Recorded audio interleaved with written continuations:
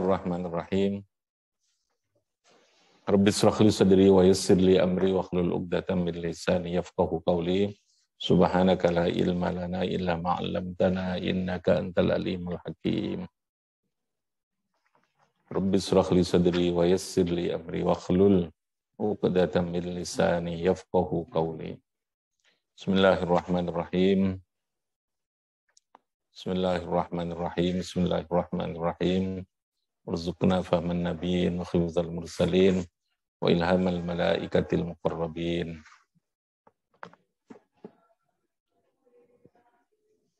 Kemarin cara mana salat. Oke, kemarin kita bicara tentang salat dari bahasan yang pertama, yaitu tentang yang berkaitan dengan pengertian salat itu sendiri, kemudian tata cara yang berkaitan dengan salat, wa kaifiyatuha, tata cara yang berkaitan dengan salat.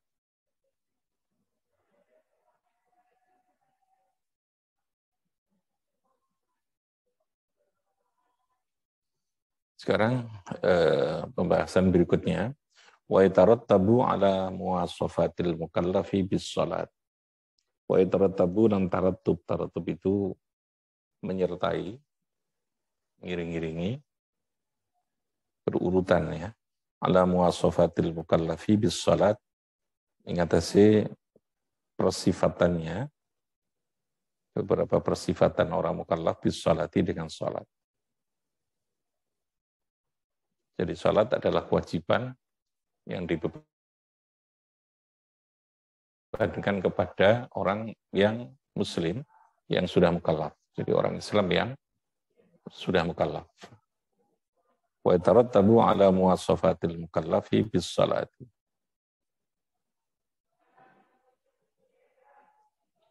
Annahu la qada'a ala kafirin asliyin aslama. Annahu saat temen kelakuan. Jadi karena salat itu kewajiban yang dibebankan, yang ditaklifkan. Kalau bahasa kitab itu namanya ditaklifkan. Salat itu kewajiban yang ditaklifkan, yang dibebankan. Khitabnya adalah orang Islam yang sudah mukallaf. Sehingga orang yang tidak Islam, yang non-Muslim itu otomatis tidak ada kewajiban untuk melaksanakan sholat itu. Ya, karena orang yang tidak Islam itu tidak ada hisab. Apa yang dilakukan itu tidak masuk dalam hitungan. Khalidina fiha, jadi orang yang tidak beriman, yang non-Muslim, itu otomatis khalidina finnar, itu sudah menjadi nas, sehingga tidak ada perbuatan yang dilakukan itu sudah tidak lagi dianggap secara agama itu ya, secara agama. Sehingga kewajiban sholat dibebankannya adalah kepada orang Islam. Nah, karena kepada orang Islam, maka konsekuensinya, andai kata seorang yang non-Muslim, yang kafir itu kemudian masuk Islam, maka apa yang dilakukan seluruhnya, termasuk dia tentunya tidak sholat ketika sebelum masuk Islam, itu otomatis bebas dari hukum. Jadi kabeh bentuk pelanggaran atau bentuk perbuatan yang dilakoni sebelum dia menyatakan diri masuk Islam, ikrar, bersyahadat bahwa asyhadu an la ilaha illallah, asyhadu anna muhammadar rasulullah, maka seluruh apa yang terjadi yang dilakukan sebelum dia menyatakan Islam itu otomatis dinyatakan nol, dinyatakan hilang. Kehidupan dia dimulai dari sejak dia masuk Islam. Konsekuensinya seperti itu gitu ya. Makanya saya katakan orang yang tidak beriman, yang non-Muslim itu dia tidak masuk dalam kategori atau keterkaitannya dengan hisab tadi ini sudah tidak ada hisab bagi orang yang non-Muslim itu. Ini kan ya. Ini suruh ngambilin obatnya Mbah Putri di sebelahnya almari bawahnya ya. Ngelirin atau siapa namanya Mbak Unun ya, di bawahnya plastik itu, bawa ke Bojonegoro ya. Terus nanti kuncinya taruh di kulkas saja. Atau harus membawa Mbak Indah, Mbak Unun ya, suruh ngambilin. Kuncinya taruh di kulkas atau di Mbak Indah ya, kunci itu ya. Harus dibawa. Jadi konsekuensi daripada khitab yang berkaitan dengan kewajiban ibadah, termasuk sholat itu, adalah bahwa orang yang masuk Islam, maka otomatis seluruh dari kewajiban yang sebelumnya akan dinyatakan gugur atau dinyatakan nol. Itu tidak ada perhitungan karena memang sebelumnya seperti itu. Jadi kalau dalam bahasa Al-Quran bahwa afallahu amma salaf itu di sana. Bahwa lafadz la ilaha illallah itu bisa menggugurkan, bisa mentiadakan dari seluruh bentuk apapun yang dilakukan seseorang sebelum dia masuk Islam. Makanya lalu berkaitan dengan kewajiban sholat ini terkait dengan mukallaf. Konsekuensi yang pertama, kenapa sholat itu diwajibkan pada mukallaf? Annahu saat temennya kelakuan. Iku la qadha'a, tidak ada qadha' iku maujud.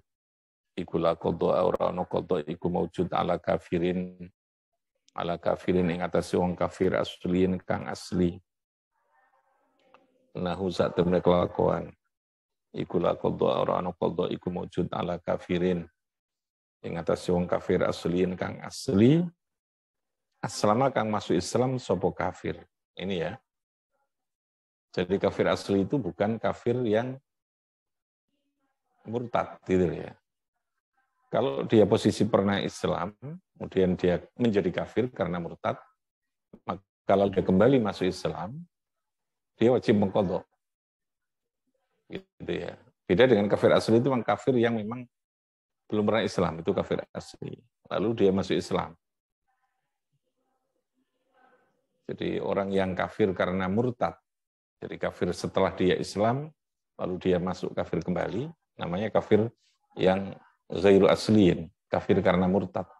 Maka dia punya konsekuensi yang berbeda dengan kafir asli tadi. Makanya di sini dikatakan ala kafirin asliyin.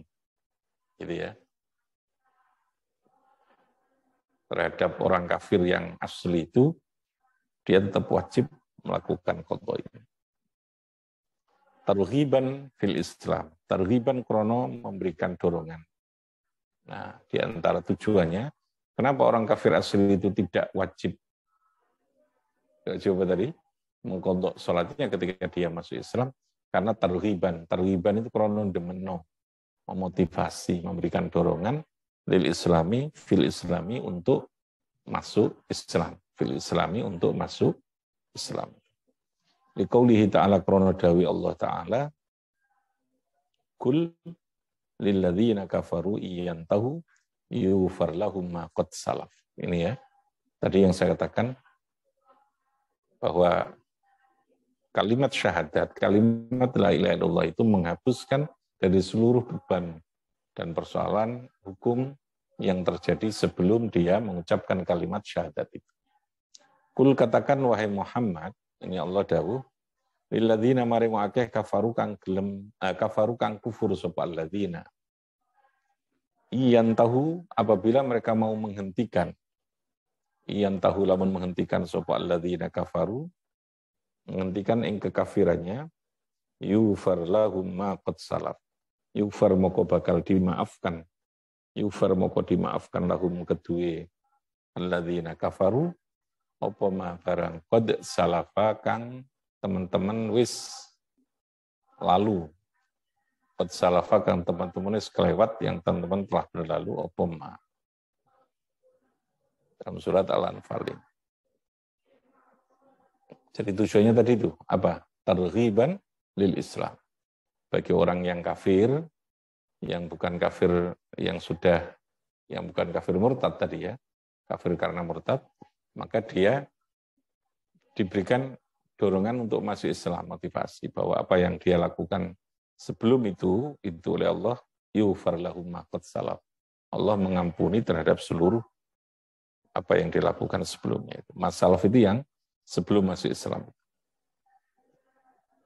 Wa khabarun, dan ada hadis. Wa khabarun lan ono hadis. Tadi itu firman Allah, al-Islamu yajubbu ma kana qablah. Ini hadisnya. Al-Islamu utawi Islam iku yajubbu. Al-Islamu utawi Islam iku yajubbu, bisa menutup. Al-Islamu utawi Islam iku yajubbu, bisa menutup maing sesuatu qablahu kang sebelum Islam. Jadi Islam bisa menghapuskan, ya jubu itu artinya bisa menghapus maing sesuatu qablahu kang sebelum Islam. Ya jubu ma qablah. Al-Islam ya jubu ma qablah. Jadi itu bersama. Al-Islam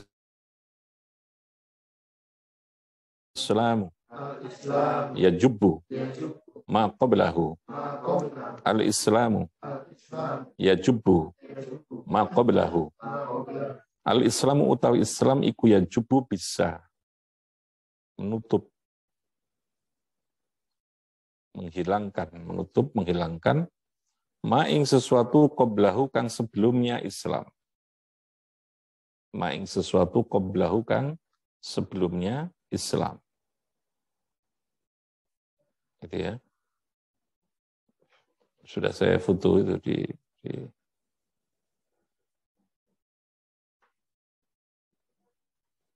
Al-Islam utai Islam iku ya jubbu.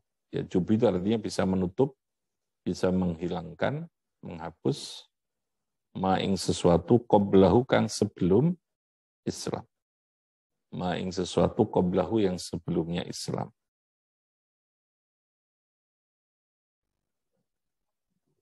Jadi Islam itu bisa menghilangkan, menutup terhadap segala hal yang terjadi sebelum Islam. Ya jubbu ma qablah.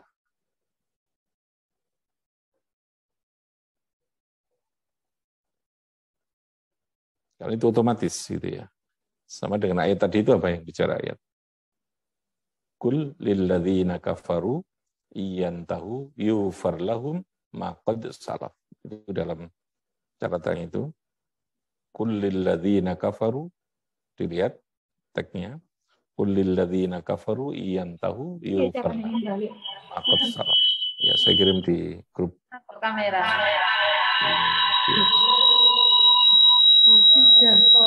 Ini sampai. Sini saya kirim.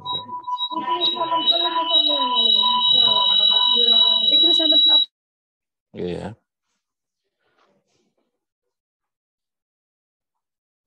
Illal murtada, kecuali, nah ini ada yang tadi yang mengecualikan. Illal murtada, kecuali orang yang murtad.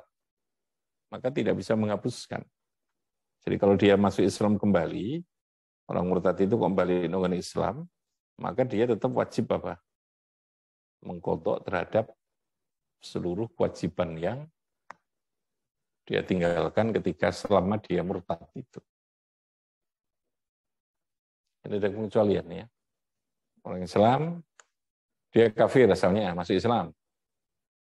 Lalu kemudian murtad, kafir lagi, terus masuk Islam lagi. Maka untuk saat dia kafir setelahnya murtad, kafir murtad ya, setelah dia melakukan maut, kemudian menjadi kafir lagi itu, kewajiban ini tetap berlaku gitu ya, kewajiban tetap berlaku. Kalau yang pertama tadi itu tarhiban, kalau ini tarhiban, untuk meden-medeni, artinya untuk apa istilahnya, memberikan apa ancaman lah gitu ya, ancaman medeni agar supaya orang tidak mempermainkan terhadap Islam, terhadap keimanannya itu. Jadi berbeda posisinya. Kalau kafir asli dia masuk Islam, posisinya adalah menghapuskan dari seluruh apa yang dia lakukan sebelumnya. Sementara kalau kafir yang murtad tadi, yang tidak asliun itu, ketika dia masuk Islam, maka masuk Islamnya tidak menghapuskan kewajiban dia selama dia kafir murtad tadi itu, selama dia murtad tadi. Itu maksudnya kayak begitu. Fa'alaihi maka ikut tetap wajib ingatasi murtad. Jadi ikut tetap wajib ingatasi murtad badal audati setelah kembali Islami maring Islam apa qadha ujami ima fatahu, Opo qadha uma menghilangkan mengqadha nyaur ya. Opo qadha uma nyaur barang jami'i mas kabehane barang fatahu kang pot kang telat fatahu kang pot opo ma yang dia tinggalkan hu ing ma. Fatahu kang telat sapa man sapa murtad hu ing ma. Kenapa taglidon? Nah ini ya, taglidon ay tashdidan. Karena memberikan penekanan, ancaman. Taglid itu memberikan hukuman yang berat, membebani tashdidan. Alaihi ing atase murtad itu tadi. Jadi saya ulangi ya. Kalau kafir asli, artinya dia belum pernah masuk Islam. Lalu dia masuk Islam, bagaimana? Apakah perbuatan sebelumnya terhapus? Ya, itu namanya kafir asli. Berlaku ayat tadi itu. Kullil ladzina kafaru iyantahu yufar lahum ma qad salaf. Atau hadis tadi bahwa ya jubbu ma kana al-islam ya jubbu ma kana qablahu. Apa? Al-islamu ya jubbu ma kana qablahu. Tapi berbeda dengan orang yang murtad. Orang yang murtad itu namanya kafir juga. Paham ya? Kafir yang kedua, artinya kafir lagi setelah masuk Islam. Namanya murtad. Nah, ketika orang yang kafir, yang murtad, karena murtad ini kemudian kembali kepada Islam, maka kembalinya dia kepada Islam itu tidak menghapuskan terhadap kewajiban-kewajiban dia sepanjang dia murtad tadi ini, sepanjang waktu dia melakukan kafir murtad tadi. Artinya ini, kalau dia tidak sholat, ya otomatis dia tidak sholat, maka dia tetap wajib mengqadha. Makanya wong murtad, makanya dibedakan ya. Murtad itu ya kafir itu, cuman murtad itu kafir yang sudah pernah Islam. Itu dia. Kalau kafir asli itu kafir yang belum pernah masuk Islam. Konsekuensinya tadi ini, kalau kafir yang asli masuk Islam otomatis hapus, yufar lahum ma qad salaf. Tapi kalau kafir murtad, dia masuk Islam kembali, maka masuk Islamnya yang kedua itu tidak bisa menghapuskan kewajiban-kewajiban dia sebelumnya yang dia tinggalkan. Karena apa? Taglidon. Apa? Taglidon. Taglidon itu artinya tashdidan. Memberikan bentuk tashdid. Tashdid itu ya memberikan beban hukuman kepada dia supaya tidak mempermainkan terhadap keimanannya itu. Tapi kalau yang kafir asli tadi masuk Islam, ya masuk Islam itu menghapus terhadap seluruhnya, itu perbedaan. Jadi ayat tadi itu berlaku untuk selain orang murtad. Paham ya? Kafir yang murtad. Begitulah hadis tadi itu. Al-Islamu yajubbu ma qablah, maka na qablah. Wala qadha, yang kedua konsekuensinya. Wala qadha lan ora ana qadha iku mujud ala sobiyin. Ing atase bocah kecil, anak kecil ketika tidak sholat, maka ketika dia sudah mukallaf juga tidak wajib mengqadha. Ini konsekuensi dari kenapa sholat itu dibebankan kepada orang mukallaf itu. Ada konsekuensi hukumnya. Li'adami taklifihi, karena tidak ada taklif, tidak ada pembebanan kepada sobiyin. Wa in sahhat, ini ya, meskipun sah apa sholat, minhu saking sobiyin. Wa in sahhat, meskipun sah apa sholat, minhu saking sobiyin. Jadi begini, sholat itu diwajibkan kepada orang mukallaf. Anak kecil itu tidak diwajibkan sholat. Tetapi kalau dia sholat itu sah. Paham ya? Jadi harus dibedakan urusan pembebanan itu dengan sahnya sholat. Artinya kalau sah ya dia dapat pahala. Gitu. Sah itu punya potensi dapat pahala. Ya nek bapak sing ngurui otomatis orang tua yang ngajari itu mendapatkan pahala dari seluruh perbuatan yang baik yang dilakukan oleh anaknya. Kebaikan anaknya itu sing ngurui, terutama wong tuane itu ya dapat itu. Tapi ada kata dia ketika belum balik, belum mukallaf itu dia tidak sholat. Ketika balik, ketika mukallaf, dia tidak wajib melakukan apa? Qadha. Tapi apakah sah sholatnya ketika dia masih belum mukallaf itu? Sah. Jadi ada konsekuensi hukum yang berbeda. Sholatnya sah. Tapi ketika dia meninggalkan sholat saat dia belum mukallaf, lalu dia masuk mukallaf, ketika mukallafnya dia tidak wajib untuk mengqadha itu. Wala khaidin, dan ora bagi orang yang haid, wa nufasa lan piro-piro wong sing nifas. Ini tidak ada kewajiban untuk mengqadha. Meskipun dia mukallaf tadi. Li'annahuma mukallafatani bitarkihiya. Nah ini ya. Kenapa li'annahuma? Karena haid wan nufasa iku mukallafatani. Karena ini apa namanya? Muannas ya. Li'annahuma karena sesungguhnya haid wan nufasa iku mukallafatani ditaklif. Taklif itu artinya dilakukan pembebanan keduanya. Mukallafatani ditaklif.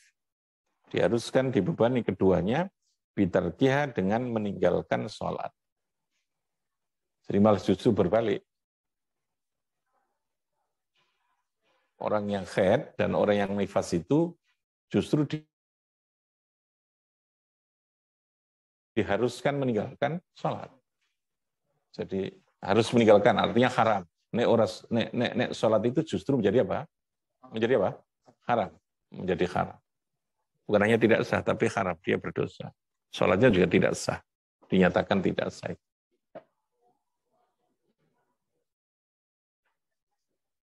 Itu konsekuensinya. Dia tidak perlu qadha gitu ya. Wala ala majnunin lan ora wajib ingatasi orang yang gila. Illal murtada, kecuali orang yang murtad. Jadi sekali lagi orang yang murtad pada saat dia murtad itu kok gila, dia tetap ketika nanti itu masuk Islam wajib mengqadha salatnya. Ya karena tadi ini taglidun itu ya. Beda dengan orang yang majnun yang memang dia tidak murtad. Orang Islam sing gila. Saat dia gila, dia tidak wajib mengqadha salatnya. Tapi kalau gilanya orang yang murtad, lalu setelah dia gila kok masuk Islam, maka dia tetap wajib mengqadha salat meskipun gila tadi saat dia murtad itu. Kalau umpamanya dia gila 1 bulan ya ketika murtad itu. Dia murtadnya 2 bulan, 1 bulannya itu gila. Maka yang 1 bulan ini wajib diqadha ketika dia masuk Islam lagi. Tapi kalau orang Islam yang dia tidak murtad terlalu gila, 1 bulan tidak wajib diqadha. Karena tadi ini prinsipnya apa? Taglidun. Apa namanya? Taglidun, tashdidan, membebani atau memberatkan. Diambil gambar sama di foto ya, foto pada arah video. Foto sama video ya, dua. Wala ala majrunin illal murtada, wala ala mughma alaih. Nah ini. Illa sakran. Wala ala mughma alaih, lan ora wajib mengqadha bagi orang yang mughma alaih. Ayanan, epilepsi ya, ya. Dia dalam keadaan ayanan, dia tidak melakukan sholat, nah posisi sakit ayan itu, lalu kemudian dia sehat. Pada saat sehat tidak wajib mengqadha. Illa sakrona, kecuali orang yang mabuk. Illa sakrona, kecuali bagi orang yang mabuk.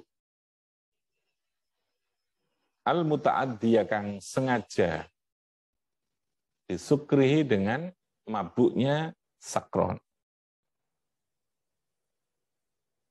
Jadi kalau mabuk dengan sengaja lalu dia tidak sampai sholat, maka ketika dia atau dia sadar kembali dari mabuknya itu wajib mengqadha.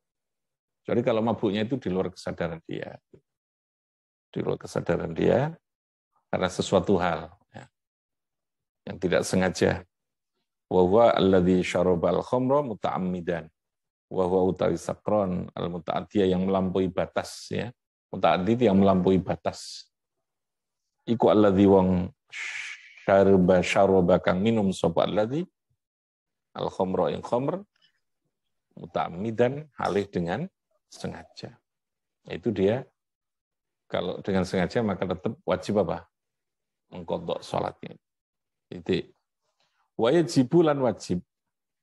Wajibulan wajib alal mauta ing atase wong sing mati. Alal wali ing atase wali. Titik tadi ya. Wajibulan wajib alal wali ing atase wali, teknya dilihat. Wajibulan wajib alal wali ing atase wali.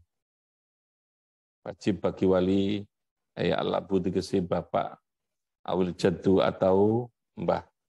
Awil jaddu atau mbah wali itu urutannya adalah ayah, lalu kemudian Jadun. Jadun itu artinya apa? Kakek. Sumal wasiyu moko nuli wong sing diwasiati. Awil qayyimu atau orang yang jumenengi. Jumenengi itu qayyim yang rambut. Qayyim itu menjadi pengampu, ya. Pengampu terhadap foto ya, Pak. Foto biasa dah. Kalau mau video. Awil waliyu atau awil qayyim.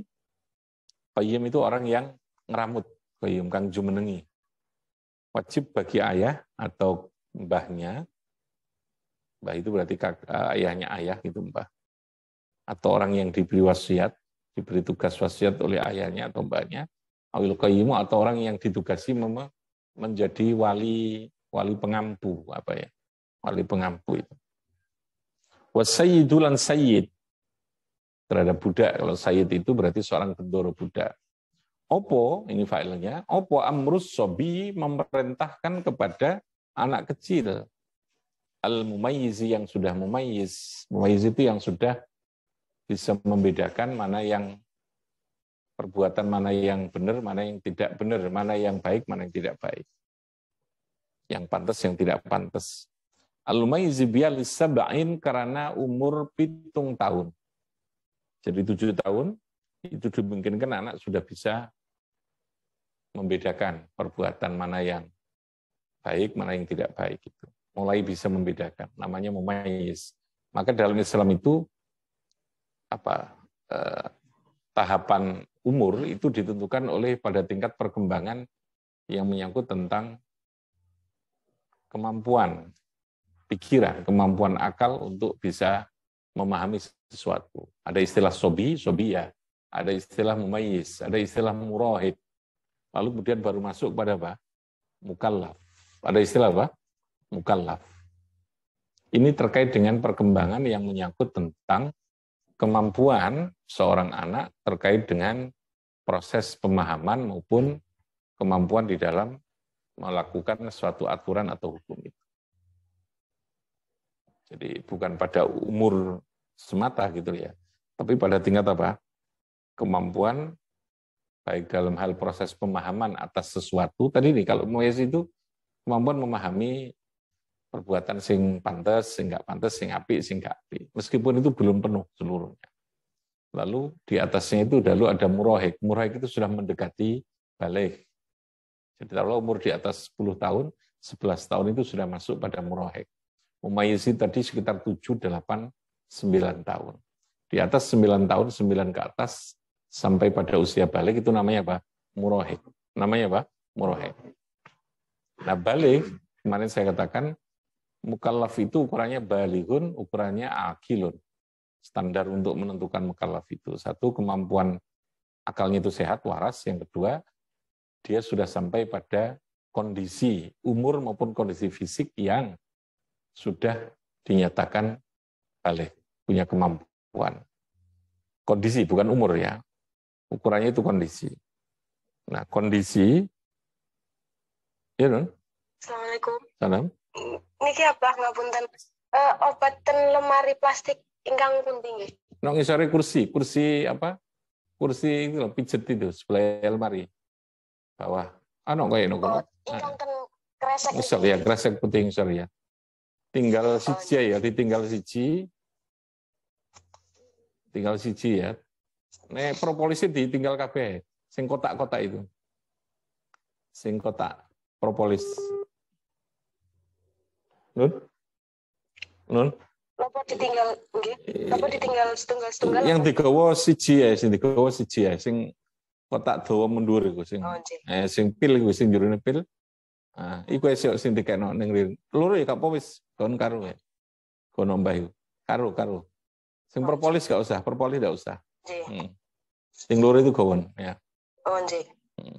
Mungkin tinggalin nek meja dijikekno pira ono 4 atau 5 ya. Nggih, Pak. 4 atau 5.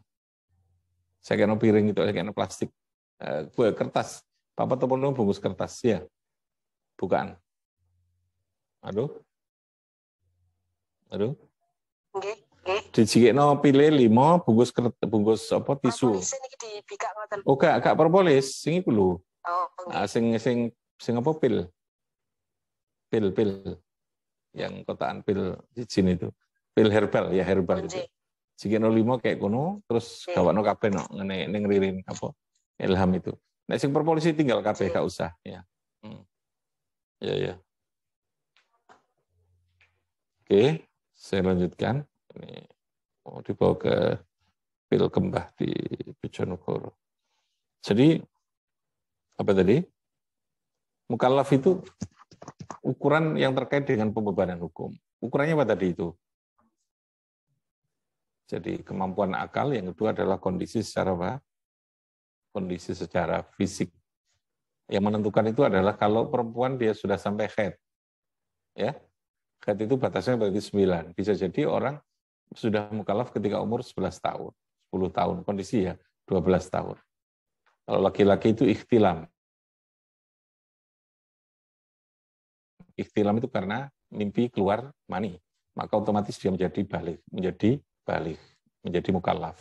Paham ya? Tapi kalau andai kata tidak keluar haid atau dia tidak keluar mani atau ikhtilam tadi, tidak mimpi keluar mani, maka batasnya adalah umur. Berapa umurnya? 15. Batas umurnya adalah 15. Ketika umur 15, apakah dia haid apa tidak, apakah dia ikhtilam apa tidak, maka otomatis dia dinyatakan apa? Mukallaf. Dinyatakan apa? Mukallaf. Jadi batasnya itu. Kalau sudah mukallaf berarti terbebani oleh hukum. Jadi saya ulangi ya, mukallaf itu artinya orang yang bisa dibebani apa? Hukum. Bentuk masdarnya taklifun. Mukallafun itu adalah isim fa'il. Isim maf'ul maksud saya. Mukallafun itu isim maf'ul. Nah, ukuran orang dikatakan mukallaf atau bisa terbebani hukum, itu ukurannya adalah dua hal tadi itu. Akilun, balihun. Apa namanya? Akilun. Akilun itu mempunyai kemampuan berpikir, memahami sesuatu aturan. Yang kedua, balihun, dia telah mempunyai kondisi fisik yang memungkinkan untuk dibebani hukum. Nah, ukuran balihun tadi apa? Normatif. Kalau perempuan dia sudah haid, laki-laki ikhtilam. Kalau belum haid, belum ikhtilam, maka batasnya adalah umur. 15 tahun otomatis dia dinyatakan mukallaf. Paham ya?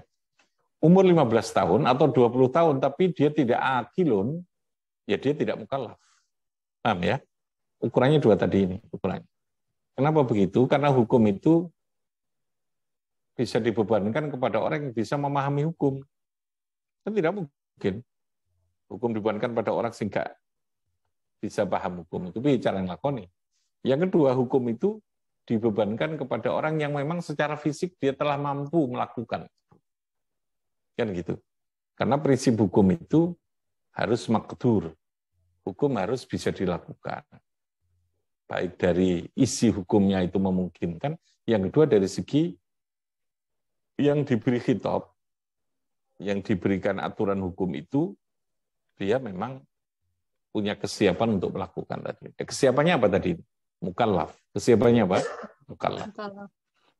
Itu maksudnya begitu. Nah, dalam hal yang berkaitan, ini sekalian, dalam hal yang berkaitan dengan aspek kewajiban di luar ibadah yang berkaitan dengan urusan harta benda, itu disyaratkan ar-rusydu. Apa namanya? Ar-rusydu. Ar-rusydu itu pelaku punya kemampuan untuk mentasarrufkan, untuk menggunakan harta benda itu. Ada orang yang sudah akilun balihun, yang sudah mukallaf, tapi dia tidak cukup punya kemampuan untuk memilih atau untuk menggunakan hak milik harta benda yang dia miliki dengan baik. Yang potensinya, karena dia tidak punya kemampuan, potensinya dia akan mensalahgunakan atau menyia-nyiakan harta itu.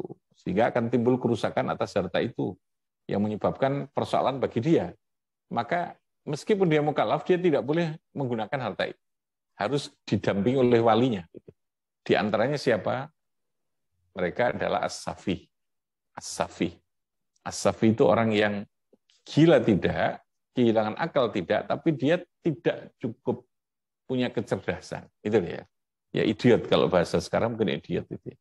Karena yang idiot itu dia tidak cukup punya kecerdasan untuk menggunakan harta benda. Makanya dia dalam kasus itu harus ada namanya ar-rusydu. Namanya apa? Ar-rusydu. Jadi di samping mukallaf dia ada namanya ar-rusydu. Makanya nanti dalam hal jual beli, dalam hal persoalan penggunaan alat tasarruf itu ada namanya syartun khamisun atau syartun, syarat berikutnya yaitu ar-rusydu. Dia punya kemampuan, punya kebijakan rasyid itu ya, punya kemampuan, punya sikap yang bijak untuk menggunakan terhadap harta benda itu. Itu kalau mal. Kenapa? Karena berpotensi untuk merugikan.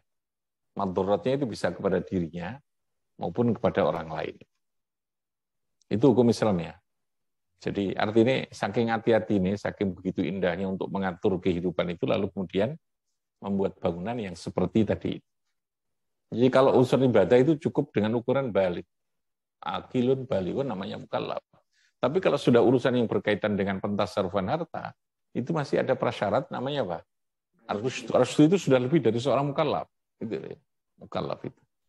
Kemampuan, kebijakan, ya, untuk memahami terhadap kepantasan penggunaan dari sebuah harta itu. Ya kalau tidak kan nanti digunakan hal yang tidak semestinya gitu. Meskipun dia sudah mukallaf gitu. Namanya apa? Ar-rusydu. Masdarnya rasyidun, ar-rusydu, orang yang sudah rasyid. Jadi rasyid itu rasydun, ar-rusydu tadi. Oke ya. In afada dzalika. Jadi bagi orang tua pada anak yang sudah usia berapa? 7 tahun. Aitama miha tegese sempurnane sab'in. Ya, wajib untuk menyuruh sholat itu. Wa darbuhu lan memukul maring sobi yang sudah umur alaiha ing atase untuk melakukan sholat dengan umur li asyrin karena umur 10 tahun. Wa darbuhu lan memukul maring sobi alaiha ing atase ninggalno. Ala di sini artinya begitu. Alaiha ing atase ninggalno sholat. Li asyrin karena umur 10 tahun. Ai ba'dal asyri sausi umur 10 tahun. In afadalamun bisa memberikan faedah apa dzalika mengkono darbu ketika itu membawa kemanfaatan itu. Bil hadis sahih karena hadis sahih muru auladakum bis salati. Muru perintahkan kamu semua auladakum, perintah sira kabeh auladakum yang anak-anak sira kabeh bis salati kelawan salat. Wa hum hali utawi auladakum iku abna'u sab'in umur 7 tahun. Jadi tahapannya 7 tahun perintahkan. Tapi jangan ditekan, gitu ya. Artinya jangan diberi hukuman kalau tidak melakukan. Tapi mulai dikondisikan untuk apa? Diperintahkan. Tapi wadribuhum. Baru wadribuhum lan memukul kamu sekalian hum ing auladakum. Alaiha ing atase ninggal no. Itu ya. Alaiha itu artinya ninggal no ing atase apa? Salat. Wahum hali utawi auladakum. Iku abna'u asyrid. Iku abna'u asyrid. Piro-piro anak kang berumur berapa? 10 tahun. 10 tahun. Jadi kalau sudah 10 tahun dia walid tamrin nan krono membiasakan. Tamrin itu artinya membiasakan. Tamrin membiasakan, memberikan kebiasaan, menguji alal ibadati untuk melaksanakan apa? Ibadah. Oke, itu tahapan berkaitan dengan kewajiban sholat dan konsekuensi. Kenapa sholat itu diwajibkan bagi siapa? Orang mukallaf tadi. Bifanfa'na bibarakatihim wa tinal khusna wa amitna fi tariqatihim wa mu'afatihim. Assalamualaikum warahmatullahi wabarakatuh. Allahumma salli ala Muhammad.